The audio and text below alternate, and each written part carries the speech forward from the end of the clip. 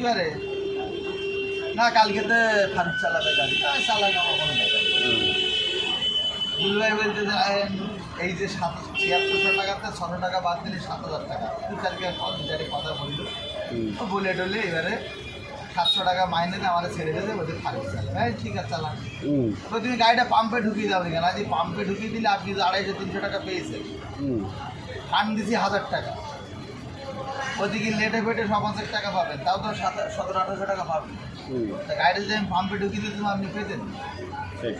না আমাদের ফারুক গাড়ি চালাতে আর বলা যায় কোনো করিনি আপনি ২-৩বার ফোন করে আর ফোন তুই বল আমার অন্যায়টা তো না, কোনো অন্যায় নেই তো। এবারে সেক্রেটারি ডেকে